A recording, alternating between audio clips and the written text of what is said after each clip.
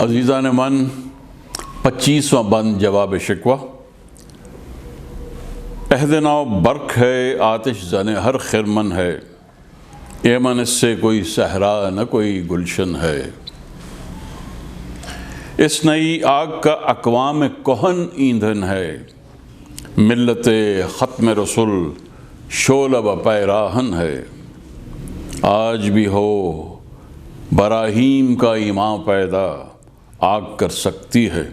انداز گلستاں پیدا۔ چند الفاظ: خرمن کھیتی کھلیان، پہلے بھی ہم یہ الفاظ دیکھ چکے ہیں۔ آتش زن آگ لگانے والا، انفلیمیبل کوئی چیز بھی جو آگ لگا دے۔ ایمن محفوظ، اقوام کہن پچھلی ادوار کی اقوام کا ذکر ہے۔ شعلہ و پیراہن یعنی کہ آگ جب اس قدر قریب آ جائے کہ لباس کو لگ جانا مقصود ہو، یہ بھی ایک استعارہ ہے۔ شعلہ و پیراہن کہ کسی آگ کی تباہ کاریاں جب اس قدر نزدیک آ جائیں کہ آپ کا لباس بھی جل جائے تو اسے کہیں گے شعلہ و پیراہن۔ تو عزیزان من پہلے شعر کو لیتے ہیں۔ عہد نو برق ہے آتش زنے ہر خرمن ہے، ایمن اس سے کوئی صحرا نہ کوئی گلشن ہے۔ اس شعر میں دراصل علامہ صاحب نے مادہ پرستی جو کہ آج کے دور کا خاصہ ہے، اس کی مثال آسمانی بجلی سے دی ہے۔ وہ کہتے ہیں کہ آج کا دور جو ہے وہ آسمانی بجلی کی طرح ہے، جس کی وجہ سے ہر کھیت ہر کھلیان تباہ و برباد ہو رہا ہے، جل رہا ہے، بھسم ہو رہا ہے۔ ایمن اس سے کوئی صحرا نہ کوئی گلشن ہے۔ اس سے کوئی صحرا یعنی کہ بڑی کھلی جگہ، ویران جگہ، اور نہ ہی کوئی گلستان، نہ کوئی باغ، کچھ بھی اس کی آگ سے محفوظ نہیں ہے۔ یہ پورا شعر استعارہ ہے دور حاضر کی تباہ کاریوں کا، جس میں تمام اصول اور تمام جو عہد کہن کی وزاداریاں تھیں اور جو ان کے اچھے میراث تھی، ان کے اچھے اطوار تھے، وہ تمام چیزیں تلپٹ ہو چکی ہیں اور مادہ پرستی کی آگ میں جل چکی ہیں یا مادہ پرستی کے سیلاب میں بہہ چکی ہیں۔ اب ہم شعر دوئم کی طرف چلتے ہیں اسی بند کے۔ اس نئی آگ کا اقوام کہن ایندھن ہے، ملت ختم رسول شعلہ و پیراہن ہے۔ شرح یہ ہے میرے دوستوں کہ مادہ پرستی میں جو وزاداری اور متوازن اصول تھے وہ تو ہو گئے قربان، اور ایندھن کون ہے؟ اقوام کہن، وہ اقوام جو پہلے ہر اچھے اصول کو اپنائے ہوئے تھیں اور اسلام کے شعار کے مطابق زندگی گزارتی تھیں، حتیٰ کہ حضرت محمد صلی اللہ علیہ وسلم کی اپنی قوم مسلمان بھی مادہ پرستی کی رو میں بہہ چکے ہیں، اور استعارتاً کہا جا سکتا ہے کہ یہ تمام اقوام ایندھن بن چکی ہیں اس آگ کا، جو کہ تھمنے میں اور بجھنے میں ابھی بہت وقت لگائے گی۔ اگر انسانوں نے مل کر کوشش کی تو اس مادہ پرستی کے خباثت کے ساتھ لڑائی کی جا سکتی ہے، ورنہ یہ آگ بڑھتی چلی جائے گی۔ شعر سوئم: آج بھی ہو جو براہیم کا ایواں پیدا، آگ کر سکتی ہے انداز گلستاں پیدا۔ علامہ ہمیشہ ایک آپٹمسٹک نظریہ بھی رکھتے ہیں، ایک ان کے یہاں امید افزائی کا عنصر بہت نمایاں ہے۔ وہ کہتے ہیں کہ پیش نظر صورتحال یقیناً بہت گمبھیر ہے، الحاد پرستی کی یورش نے ہمیں لپیٹ رکھا ہے، لیکن پھر بھی وہ قوم کو حوصلہ دلا رہے ہیں۔ کہتے ہیں اگر براہیم، مقصد حضرت ابراہیم علیہ السلام کا ایمان پیدا ہو جائے کسی ایک شخص میں، کسی ایک جماعت میں، تو یہی آگ جو چاروں طرف پھیلی ہوئی ہے، یہ انداز گلستان، باغ کا انداز، باغ کی طرح جیسے باغ میں پھول کھلے ہوتے ہیں، شادابی ہوتی ہے، ہرے بھرے درخت ہوتے ہیں، یہ ایک تمثیل ہے۔ تو انداز گلستان پیدا کر سکتی ہے وہ کاوش جو کہ حضرت ابراہیم علیہ السلام کے پیراکاروں نے دنیا میں لائی، اور اس کے بعد حضرت محمد صلی اللہ علیہ وسلم تک پہنچی، اور بہت سے مسلمان حکمران اور حضور کے ساتھیوں نے اپنے دور حکومت میں ان تمام باتوں کو پیش نظر رکھا اور انداز گلستان کو قائم رکھا۔ آج بھی حضرت علامہ فرما رہے ہیں کہ اگر براہیم کا ایمان پیدا ہو جائے تو یہ تمام تباہ کاریاں جو عہد نو کی برق سے ہمیں لپیٹے جا رہی ہیں، یہ انشاءاللہ ختم ہو سکتی ہیں۔ تو اس میں ابھی آپ کو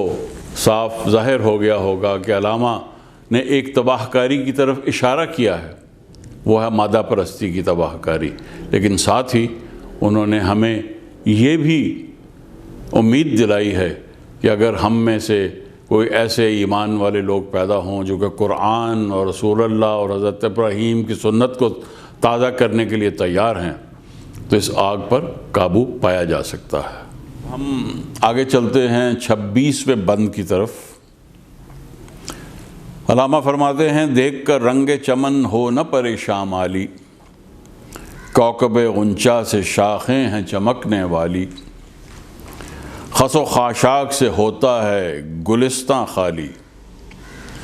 گل بر انداز ہے خون شہداء کی لالی،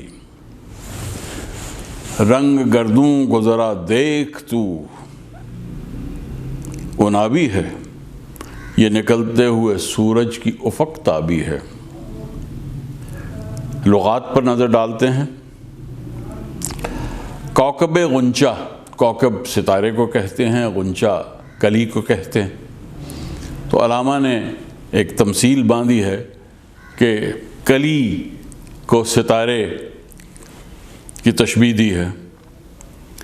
خس و خاشاک سے ہوتا ہے گلستان خالی، خس و خاشاک ایسے عناصر جو کہ معاشرے کو تلپٹ کر دیتے ہیں، معاشرے کو تمام اقدار سے محروم کر دیتے ہیں، کوڑا کرکٹ۔ گل بر انداز، کوئی ایسی کیفیت، کوئی ایسے اعمال جو ایسا محسوس ہو کہ وہ پھولوں کی بارش کر رہے ہیں، پھولوں کو پھینک رہے ہیں لوگوں پر، ایک اچھائی کی اور ایک خوشی کی کیفیت کا احساس پیدا کرنے والا کوئی عمل۔ رنگ گردوں کو ذرا دیکھ تو انابی ہے، اور علامہ امید دلا رہے ہیں کہ مسلمان ذرا دیکھ تو صحیح، گردوں کا رنگ تو دیکھ، گردو آسمان انابی ہے، وہ سرخ ہوا ہوا ہے، شفق کے رنگ ہے والا ہوا ہوا ہے، شفق ہے جو شام کے وقت یا صبح کے وقت افق پر آپ کو نظر آتی ہے، یہ نکلتے ہوئے سورج کی افق تابی ہے، اور یہ نشانی ہے کہ نیا خورشید روشن ہونے والا ہے، نئی صبح آنے والی ہے۔ تو ہم پہلے شعر کو ذرا دوبارہ دیکھ لیں، کیونکہ اس وقت ہم نے صرف سرسری دیکھا تھا اسے۔ دیکھ کر رنگ چمن ہونا پریشان مالی، مالی سے مراد باغبان، مسلمان اور ہمارے قائدین، کہ ٹھیک ہے علامہ نے پچھلے بند میں جو عہد نو کو برق کہا اور اس سے یہ ان کو تنبیہ کی کہ شاید یہ آگ سب کچھ نگل جائے، اس سے لوگوں کو تھوڑا سا انہوں نے احساس دلایا کہ وہ کس رخ کی طرف جا رہا ہے ان کو معاشرہ۔ لیکن وہ کہہ رہے ہیں کہ اس سے مالی کو پریشان ہونے کی ضرورت نہیں ہے، کوكب غنچہ سے شاخیں ہیں چمکنے والی، جو کلی ہے کلی کے ستارے سے سرسبز شاخیں نکلنے والی ہیں، جو کہ گلستان میں ہر شے کو خوبصورت بنا دیں گی، اور وہ شاخوں سے جو سبزہ پھیلے گا اور جو سایہ پھیلے گا وہ معاشرے کو عافیت اور اپنی پرانی رسومات اور پرانے اصولوں کی طرف واپس لے جائے گا۔ کہہ رہے ہیں خس و خاشاک سے ہوتا ہے گلستان خالی، کہ یہ گلستان جو ہے یہ انشاءاللہ جلد ہی کوڑا کرکٹ سے خالی ہو جائے گا۔ فکر کرنے کی اتنی ضرورت نہیں ہے، عمل کرنے کی ضرورت ہے۔ گل بر انداز ہے خون شہداء کی لالی۔ مسلمانوں نے ہمیشہ اپنی تاریخ میں خون اپنا پیش کیا ہے اسلام کے نام پر، اپنے قوم کے نام پر، اپنی ملت کے نام پر، اور آج کے دور میں بھی جب کہ علامہ زندہ تھے اس وقت بھی لوگوں نے بہت شہادتیں پیش کیں غلامی سے نجات حاصل کرنے کے لیے۔ تو کہہ رہے ہیں گل بر انداز ہے خون شہداء کی لالی، کہ جو خون شہداء ہے اس کی جو سرخی ہے وہ بالکل یہی تصویر پیش کر رہی ہے جیسے شہداء اپنے پھول، اپنے سرخ خوبصورت پھول اپنے معاشرے کو اور اپنی ملت کو پیش کر رہے ہیں۔ رنگ گردوں، اس شعر کو میں پہلے آپ کو ایکسپلین کر چکا ہوں کہ آسمان کا رنگ شفقی ہے، عنابی ہے، سرخ ہے، اور یہ اس چیز کی دلیل ہے کہ روشن صبح سامنے آنے والی ہے، یعنی کہ امید کی کرن موجود ہے، اور اس امید کے ساتھ ہمیں اپنی زندگی گزارنا چاہیے۔ 27ویں بند کی طرف چلتے ہیں عزیزان من، اور اس میں خوبی یہ ہے کہ علامہ نے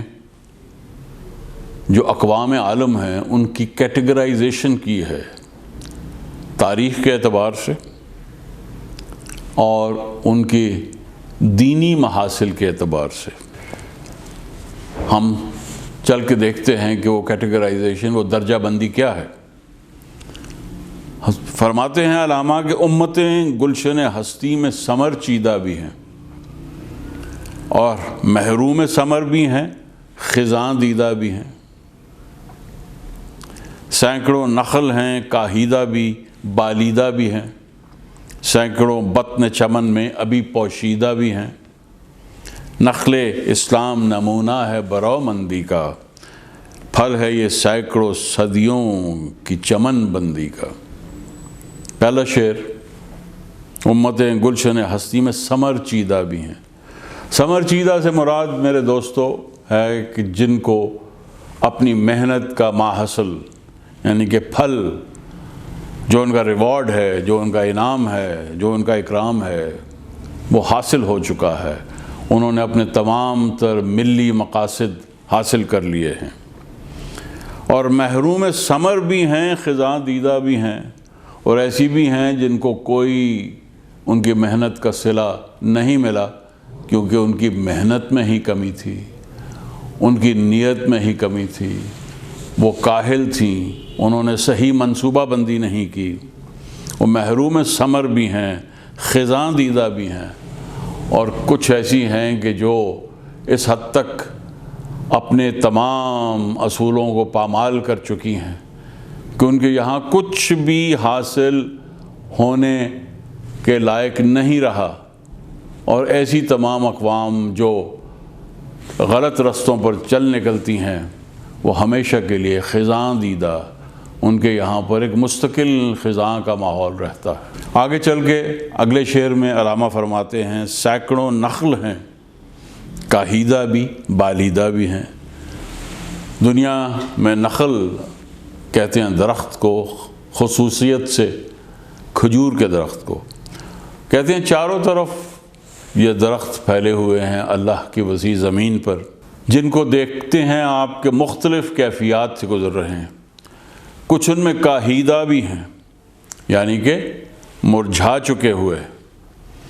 یعنی کہ ان کی پرورش نہیں ہوئی صحیح طریقے سے، مالیوں نے ان کی طرف دھیان نہیں دیا، اس وجہ سے وہ مرجھا چکے ہیں اور ابھی ملت کے کسی کام کے نہیں ہیں، یعنی کہ ایسے اشخاص۔ نخل دراصل ایک استعارہ ہے قوم کے افراد کے لیے،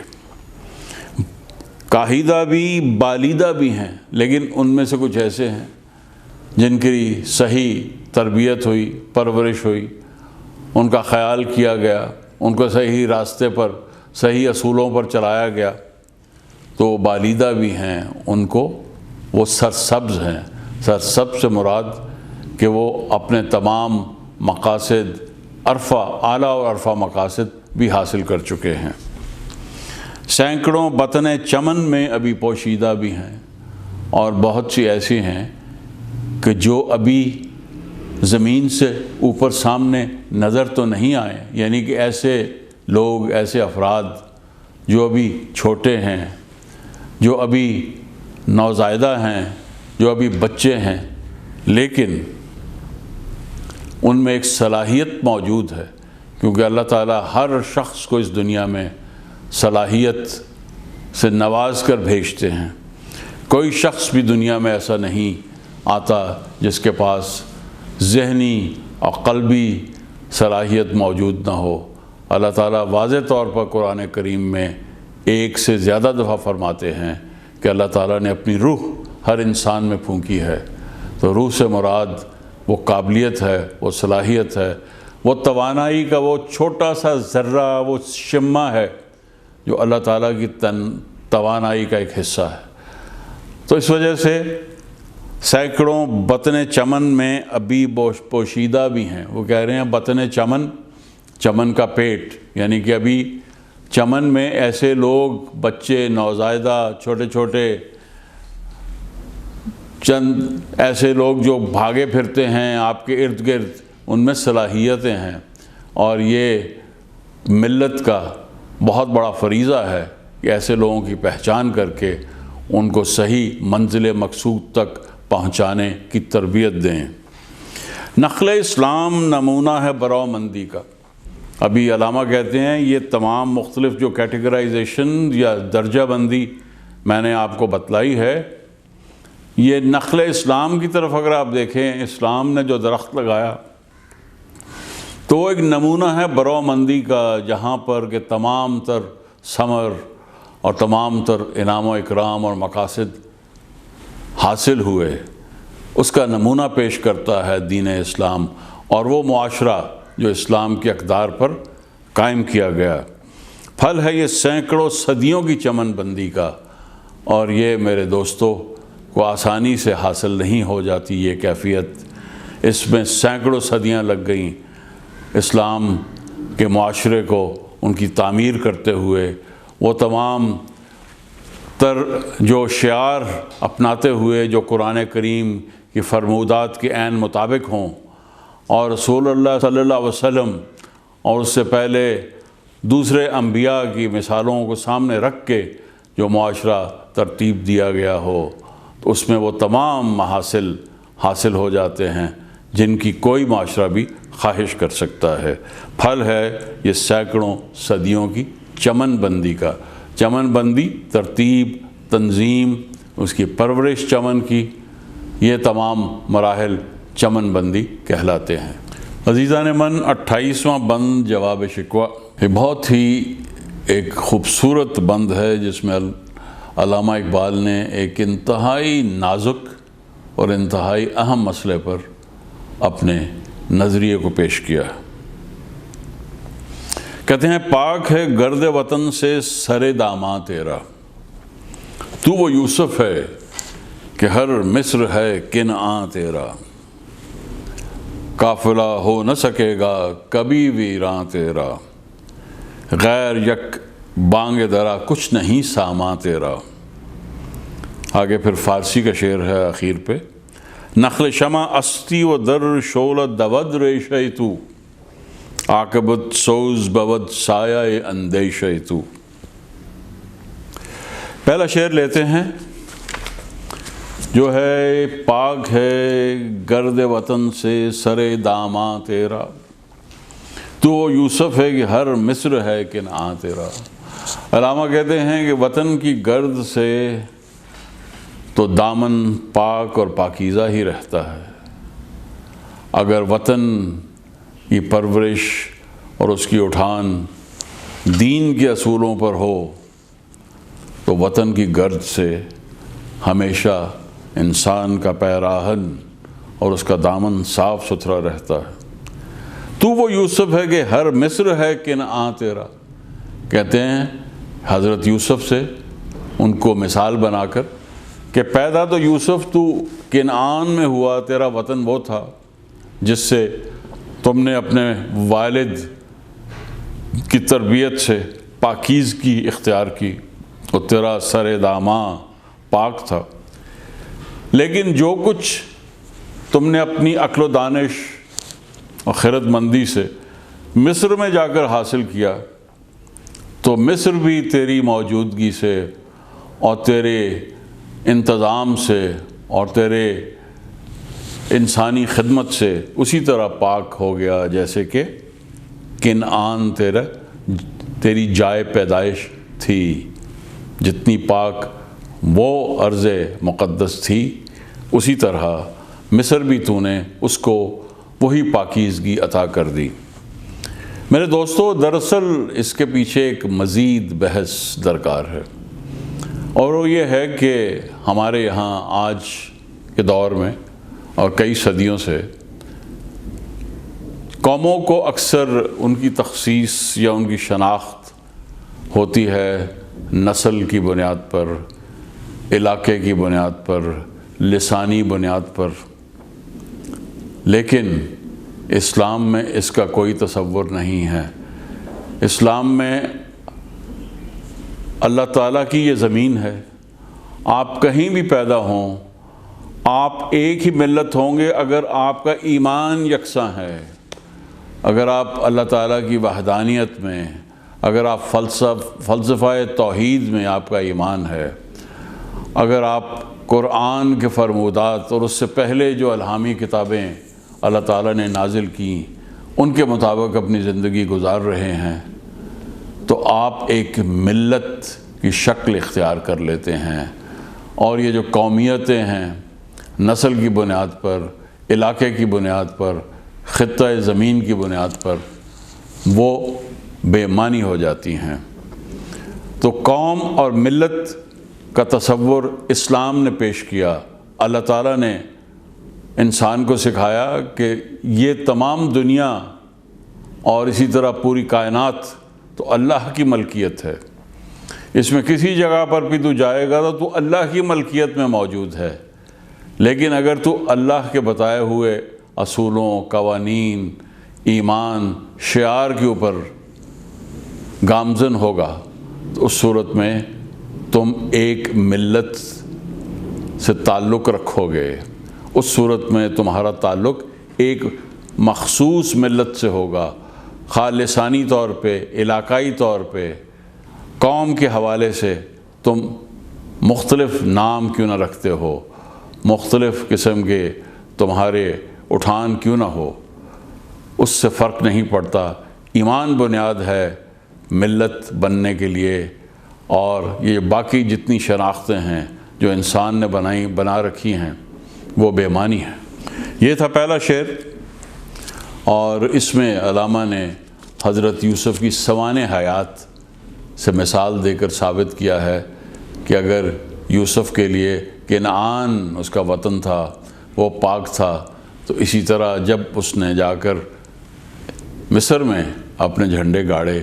اور ایک اعلیٰ ترین ایک سلطنت کا حصہ بن گیا تو وہاں پر بھی اس نے اپنی پاکیزگی سے وہی اصول اپنائے جو کہ کنعان میں اس کے خاندان، اس کے والد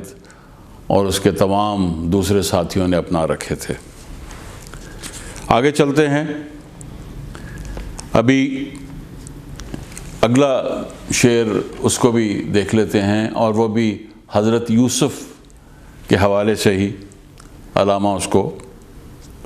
اس پہ بات کر رہے ہیں۔ وہ کہتے ہیں قافلہ ہو نہ سکے گا کبھی ویراں تیرا، غیر یک بانگ درا کچھ نہیں سامان تیرا۔ ابھی وہ مسلمانوں کے بارے میں کہہ رہے ہیں اور حضرت یوسف کے حوالے سے سوانح سے کہ پس منظر میں حضرت یوسف علیہ السلام کی سوانح کے پس منظر میں قافلہ ہو نہ سکے گا کبھی ویراں تیرا، غیر یک بانگ درا کچھ نہیں سامان تیرا۔ کیا مسلمان جسے یوسف سے سمبلائز کیا گیا ہے، تیرا قافلہ کبھی بھی ویران نہیں ہو سکتا، اور تمہیں بہت زیادہ مال و اسباب کی ضرورت نہیں ہے، تمہارے اندر ایمان کی، ایقان کی اور اللہ تعالیٰ کے تمام دیے ہوئے احکامات کا ذخیرہ، اس کا خزانہ تیرے اندر چھپا ہوا ہے، تیرا کردار اعلیٰ و عرفہ ہے، انسانیت تیرے اندر رچی بسی ہے، تو تمہیں بہت کوئی بڑے ساز و سامان کی ضرورت نہیں، بلکہ تمہارے لیے ایک بانگ درا، ایک گھنٹی کی آواز کافی ہے، اس کے حوالے سے تم چلتے چلے جاؤ اور اپنی منزل مقصود تک پہنچ جاؤ گے۔ یہ ایک امید افزا پیغام ہے علامہ کے طرف سے کہ مسلمانوں کا قافلہ کبھی کم نہیں ہو سکتا، چہ جائے کہ ویران ہو جائے۔ مثالی دنیا میں مسلمانوں کی تیز ترین بڑھتی آبادی ہے۔ یہ میں نے اپنی جانب سے یہ نوٹ لکھا کہ آج کی دنیا میں اگر ہم دیکھیں تو یہ قافلہ بڑھتا چلا جا رہا ہے مسلمانوں کا، حالانکہ ہم میں وہ اسلام کے تمام تر جو شعار تھے اور خوبیاں تھیں اور اطوار تھے اور اسالیب تھیں اسلام کی، وہ ہمارے یہاں پر اب موجود نہیں رہیں، لیکن اس کے باوجود ہم دیکھتے ہیں کہ تیز ترین بڑھنے والا مذہب اور دین اسلام ہے پوری دنیا میں۔ امریکہ میں چلے جائیے یا کسی کمیونسٹ ملک میں، ہر جگہ پر یہی کیفیت ہے۔ شعر سوئم 28واں بند فارسی زبان کا شعر ہے، خوبصورت شعر ہے۔ نخل شمع استی و در شعلہ دود ریشہ تو، عاقبت سوز بود سایہ اندیشہ تو۔ اس کا سادہ سا مطلب لفظی طور پہ تو میرے دوستو یہ بنتا ہے کہ تم ایک درخت ہو چراغوں کا، نخل شمع استی ودر شعلہ دود ریشہ تو، اور اس کے شعلے میں ایک ریشہ، ایک عنصر، ایک اسپرٹ جو موجود ہے، وہ تیرے شعلے کی، تیری حرارت، تیری فطرت اور تیری تمام وہ کوالٹیز جو مسلمان کی ہوتی ہیں، وہ ان کی حرارت اور ان کا اثر چاروں طرف پھیلا ہوا ہے۔ نخل شمع استی و در شعلہ دود ریشہ تو، وہ ریشہ جو ہے وہ کیا ہے؟ تمہاری حرارت ہے، تمہاری وہ پاکیزگی ہے، تمہارے وہ اصول ہیں زندگی کے جو کہ اسلام کے اصولوں پر مبنی ہیں، اور رسول اللہ صلی اللہ علیہ وسلم کی مثال کے اوپر، ان کی مثالی زندگی کے واقعات پر، ان کے شعار پر مبنی ہیں۔ عاقبت سوز بود سایہ اندیشہ تو، اور کیا کہتے ہیں کہ تیری گہری آفاقی سوچ، تیری گہری آفاقی سوچ سایہ اندیشہ تو، یہ چاروں جانب پھیلی ہوئی ہے، اور یہ ہو نہیں سکتا کہ ایک دن پورے عالم میں یہ اپنا اثر نہ چھوڑے۔ عاقبت سوز بود سایہ اندیشہ تو، تیری سوچ جو گہری بھی ہے، آفاقی بھی ہے، اور دین اسلام کے اوپر اصولوں پر مبنی ہے،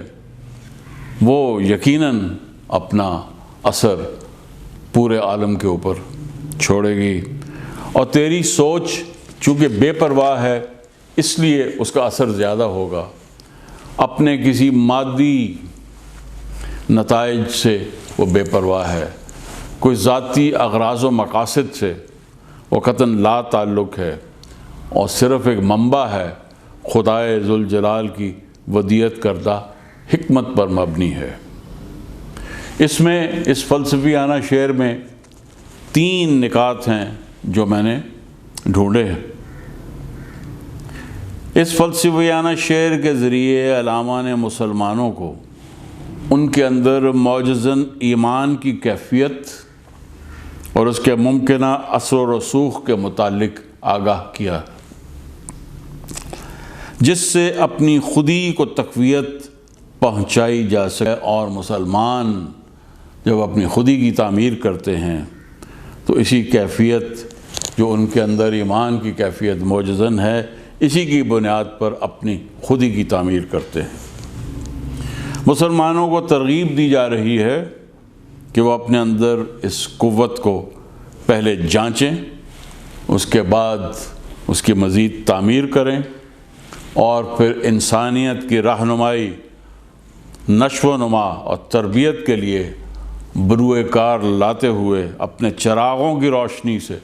کل عالم کو منور کر دیں۔ جہاں تک تعلق ہے مسلمان کی سوچ کا،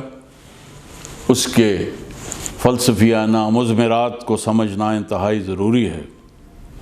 اگر مسلمان کی سوچ بے پرواہ نہ ہو، جیسے میں نے اوپر ذکر کیا تھا، اور دنیا کے مادی تقاضوں کے جال میں قید ہو جائے، تو خدا تعالیٰ کے ہمکار انسانوں سے توقع کردہ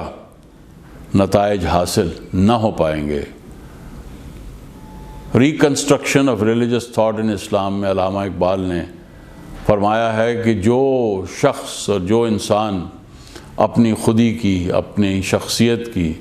تعمیر اس حد تک کرتا ہے کہ اسلامی اصولوں کی بالکل امباڈیمنٹ ہو جاتا ہے، تو وہ آہستہ آہستہ اللہ تعالیٰ کا ہمکار ہونے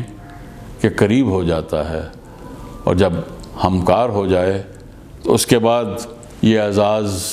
جو اسے حاصل ہوتا ہے، اس کی وجہ سے وہ دنیا میں خدا تعالیٰ کا نمائندہ بن کر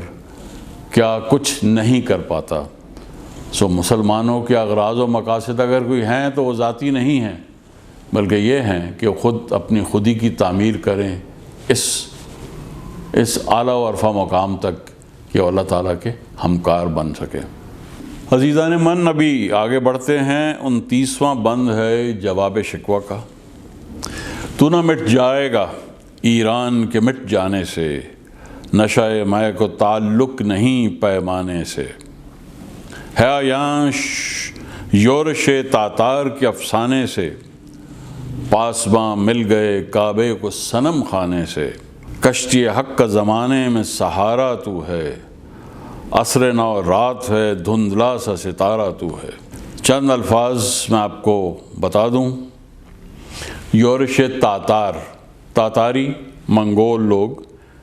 جنہوں نے پوری دنیا میں تہلکہ مچا دیا تھا 13ویں صدی میں۔ 1258 میں بغداد پر ان کا حملہ ہوا، جس سے بغداد بالکل ملیہ میٹ ہو گیا اور اس کی اینٹ سے اینٹ انہوں نے بجا دی۔ کشتی حق سے مراد ہے اللہ کا دین اسلام، عصر نو آج کا زمانہ، جس کے بارے میں پہلے بھی عرض کر چکا ہوں کہ مادہ پرستی کا دور، نشہ میں یہ استعارہ ہے دین اسلام کے احساس کے لیے، جو ایک کیفیت انسان اسلام کے شعار پر چل کر، توحید کو اپنا کر، رسول اللہ صلی اللہ علیہ وسلم کے طور طریقے کو اپنا کر، قرآن کی فرمودات پر اپنی زندگی کو مزین یا مرتب کر کے جو ایک کیفیت اندر پیدا ہوتی ہے، اسے علامہ نے نشہ میں کہا ہے۔ اس میں شعر اول ہے، تو نہ مٹ جائے گا ایران کے مٹ جانے سے، نشہ میں کو تعلق نہیں پیمانے سے۔ اس کا تعلق ایک تاریخی پس منظر سے ہے جو میں بیان کر دوں کہ ایران جو ہمارا ہمسایہ ملک ہے، علامہ نے یہ جواب شکوہ چونکہ 1913 میں پیش کیا تھا، تو اس دور کی بات ہے کہ اس وقت پہلی جنگ عظیم کا سماں بن رہا تھا، کہیں پر آپس میں جھڑپیں شروع ہو چکی تھیں، بلکان کی جنگ ختم ہو چکی تھی، تو ایران کی یہ خواہش تھی کہ وہ کسی طرح اس جنگ میں ملوث نہ ہونے پائے، نیوٹرل رہے، لیکن ان کے ہمسائے میں ہی عثمانیہ سلطنت اور روس آپس میں نبرد آزما تھے، تو ایران کے حوالے سے جو ہند کے مسلمان تھے ان کو یہ بڑی تشویش تھی کہ کہیں ایران بھی اس جنگ میں الجھ نہ جائے، کیونکہ ایک مضبوط سلطنت ابھر کر سامنے آ رہی تھی۔ تو علامہ نے ان کو ایک امید دلائی ہے کہ تو نہ مٹ جائے گا ایران کے مٹ جانے سے، کہ اے مسلمان ہند کے مسلمانوں، تمہارا یہ احساس، تمہارا یہ دل میں یہ جو خطرہ تمہارے ایک گھر کر گیا ہے کہ ایران کے مٹ جانے سے ہم تمام مسلمان بھی ملیہ میٹ ہو جائیں گے، تو یہ درست نہیں ہے۔ نہ ایران مٹے گا، نہ تم مٹو گے، اس وجہ سے کہ تم اس وقت تو غلام ضرور ہو انگریزوں کے، لیکن ایسا ہمیشہ نہیں رہے گا، اور ایران بھی انشاءاللہ قائم و دائم رہے گا، اور تم بھی دوبارہ آزادی حاصل کر سکو گے۔ نشۂ میں کو تعلق نہیں پیمانے سے، پیمانہ انہوں نے یہاں پر ایران کو کہا ہے کہ جو تمہارے اندر اسلام کی کیفیت موجود ہے، جو تمہارے اندر اسلام کا احساس موجود ہے، اس احساس کا تعلق اس پیمانے سے نہیں ہے جو تم ایران سے جس کی نسبت جوڑ رہے ہو۔ تو یہ تھا دوستو پہلا شعر۔ ابھی ہم چلتے ہیں اسی بند کے دوسرے شعر کی طرف، اس میں بھی ایک سیاسی پس منظر ہے جسے میں بیان کروں گا۔ کہتے ہیں علامہ کہ ہے عیاں یورش تاتار کے افسانے سے،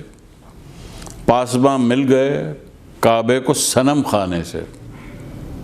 وہ کہتے ہیں یہ بات بالکل واضح ہے، اور کس چیز سے واضح ہے؟ یورش تاتار کے افسانے سے۔ اور وہ افسانہ کیا ہے؟ وہ افسانہ یہ ہے کہ 1258 عیسوی میں منگولوں نے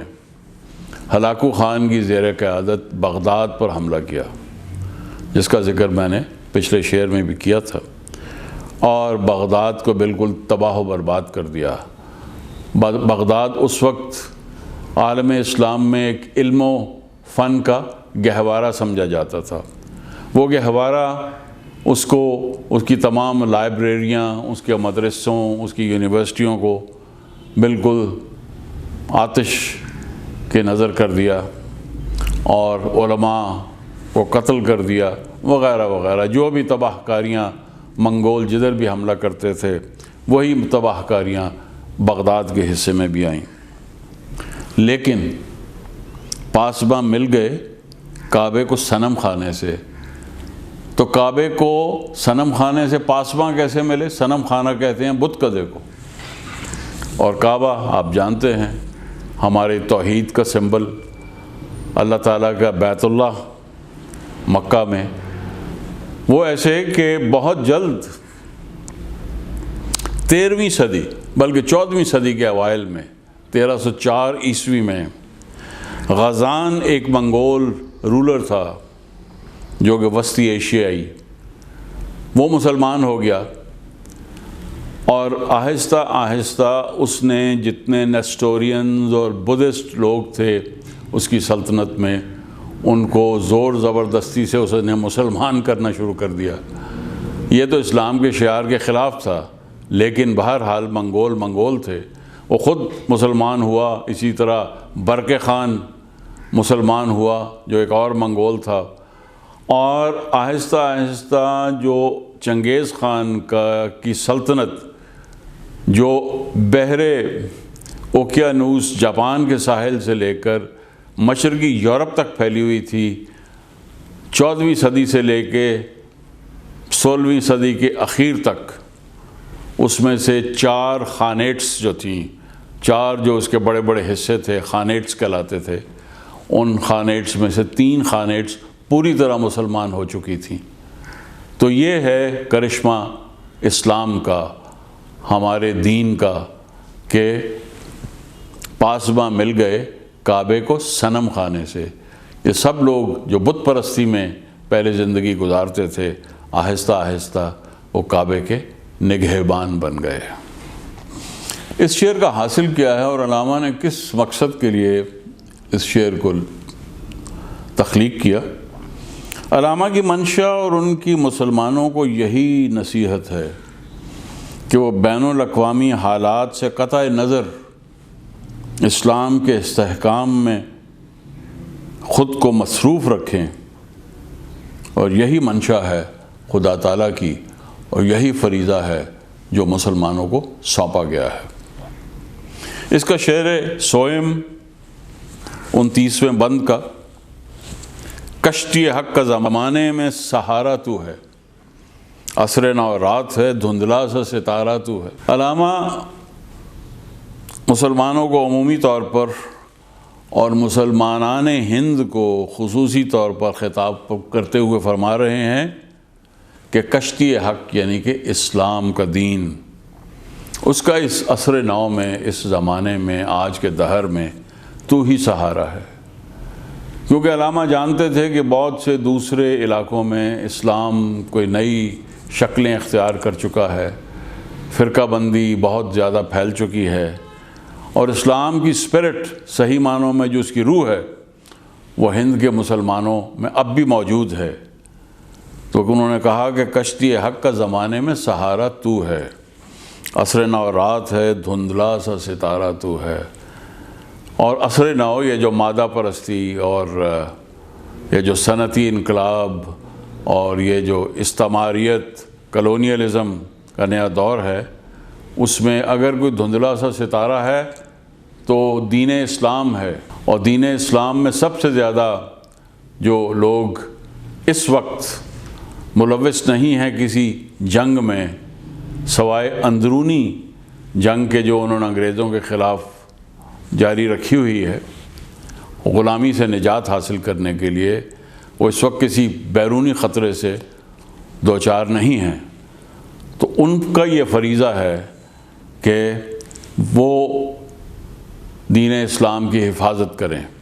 اس لیے انہوں نے کہا عصر نو رات ہے، یہ ایک رات ہے، نیا دور، اور اس کی تباہ کاریوں کے بارے میں ہم سب جانتے ہیں۔ ایک دھندلا سا ستارہ، ایک امید کی کرن، ایک ستارہ جو ہے دلیل ہوتی ہے اللہ تعالیٰ کی طرف سے، وہ ایک ہلکی سی دلیل ہے، ہمیں سامنے نظر آ رہی ہے، اس کے مطابق ہمیں مسلمانوں کو عمل کرنا ہوگا اور اسلام کے لیے بہتری کا سامان پیدا کرنا ہمارا فرض ہے۔ میرے دوستو، ابھی ہم جواب شکوہ کے 30ویں بند کی طرف بڑھتے ہیں۔ ہے جو ہنگامہ بپا یورش بلغاری کا، غافلوں کے لیے پیغام ہے بیداری کا۔ تو سمجھتا ہے یہ سامان ہے دل آزاری کا، امتحان ہے تیرے ایثار کا خودداری کا۔ کیوں ہراساں ہیں سہیل فرس آدا سے، نور حق بجھ نہ سکے گا نفس آدا سے۔ یہ بھی عزیزان من یورش بلغاری کا پس منظر سمجھے بغیر اس بند میں ہم آگے نہیں بڑھ سکیں گے۔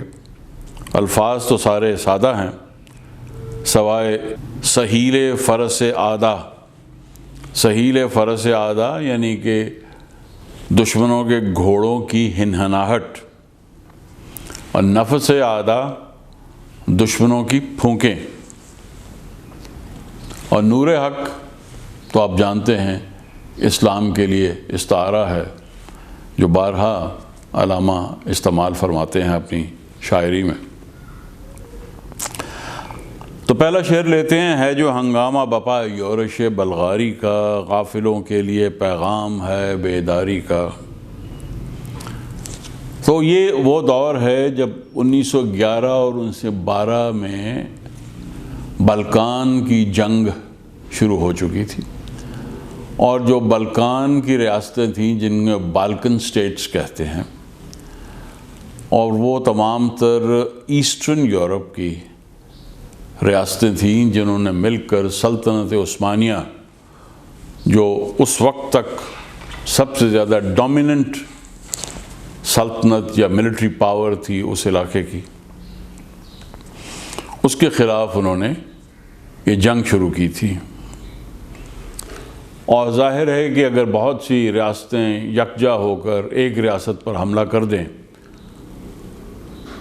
حالانکہ اس وقت بڑے بڑے جرنیل بھی ترکی میں سامنے آئے، جیسے مصطفیٰ کمال اتہ ترک، جو بعد میں بہت بڑے لیڈر بنے ترکی کے اور ماڈرن ترکی کے، وہ فرما روا بنے بعد میں جنگ عظیم اول کے بعد۔ تو وہ حالانکہ انہوں نے بہترین طریقے سے اپنی حفاظت کی، بلکان جنگ میں بہت بہادری سے، شجاعت سے لڑے، لیکن یہ خدشہ تھا کہ کہیں سلطنت عثمانیہ کو بہت زیادہ ضعف نہ پہنچ جائے۔ اس وجہ سے علامہ یہاں پہ فرما رہے ہیں جو ہنگامہ بپا یورش بلغاری کا، غافلوں کے لیے پیغام ہے بیداری کا، کہ جو غافل لوگ ہیں ہم میں سے، مسلمانوں کو وہ خطاب کر رہے ہیں، ہند کے مسلمانوں کو، بلکہ عمومی طور پر اگر دیکھا جائے تو اس میں حجاز اور مشرق وسطیٰ کے مسلمانوں کو بھی وہ یہ پیغام دے رہے ہیں کہ بیدار ہو جاؤ کہ یہ حملہ آج سلطنت عثمانیہ کے مغربی حصے پہ ہوا ہے، تو ہو سکتا ہے کہ آہستہ آہستہ اس کی آگ تمہاری طرف، اس کی آگ کے شعلے تمہاری طرف بھی بڑھتے چلے جائیں۔ آپ سمجھتے ہیں کہ یہ شاید وہیں پر رک جائیں گے، لیکن ایسا نہیں ممکن، کیونکہ ابھی